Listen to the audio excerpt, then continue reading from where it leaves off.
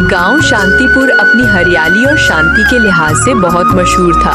यहाँ के ज्यादातर लोग मेहनत करते और अपनी फसलें उगाते थे। उसी गांव में एक राजू नाम का आदमी था, जिसे मेहनत करने की न तो आदत थी न ही इच्छा। वहीं उसकी पत्नी सुबह सुबह उठती, जानवरों को खाना देती और खेतों की तरफ निकल जाती और दिन रात वहीं मेहनत करती। और राजू पूरा दिन सोता या फिर गांव के चौपाल पर बैठकर गपशप करता रहता था। एक दिन राजू की बीवी ने राजू से कहा, राजू जी, खेत बंजर हो गया है, बारिशों से पहले हल चला लो, वरना सारा साल भूखे मरते रहोगे। खाने के लिए कुछ नहीं होगा। खेत बिया उगाने हैं, तो मेरे साथ चलो और हल चलाओ, मेहनत करो।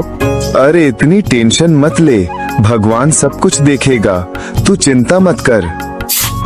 बीवी बेचारी चुपचाप अकेले खेत पर चली गई और वहाँ मेहनत करना शुरू कर दिया। दिन रात काम करती रही। एक दिन जब वो मेहनत कर रही थी तो एक बड़े आदमी ने उसे मेहनत करते हुए देखा। उसके पास गया और कहा, बेटी, तुम यहाँ अकेली क्यों मेहनत कर रही हो? तुम्हारे साथ कोई और नहीं है? ये औरत का काम नहीं, पुरुष का काम है। बीवी ने पूरा मामला उसे बताया। बेटी, मेरे पास एक गाय हल चलाने के लिए है। तुम ऐसा करो, उसे ले जाओ और उससे हल चलाओ और मेहनत करो। वो वैसे भी मेरे पास फालतू है, मेरे पास बहुत सारी गायें हैं। जब तुम्हारा काम हो जाए तो मुझे लौटा देना। बीवी ने हामी भरी और अगले दिन गाय को लेकर खेतों में जाकर हल चलाने लगी। वो दिन रात मेहनत करती रही, बीज बोती रही, हल चलाती रही, पानी डालती रही, सारा काम देखती रही।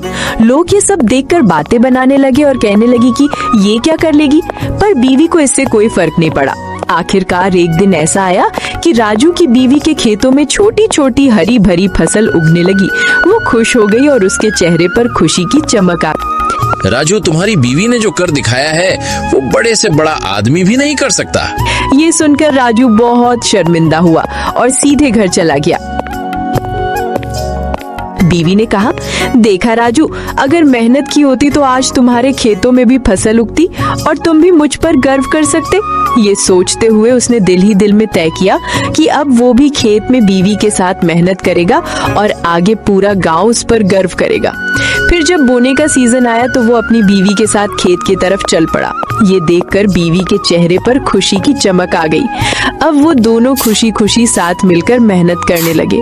पूरे गांव में उनकी मिसाल दी जाने लगी कि ये है असली जिंदगी का साथी जो खुशी और मेहनत दोनों में साथ दे। गांव के लोग अब चौपाल पर बैठकर राजू का मजाक उड़ाने की बजाय उसकी तारीफ करने लगे और यूं शांतिपुर की हवा में सिर्फ हरियाली नहीं बल्कि एक नई कहानी की खुशबू भी फैल गई।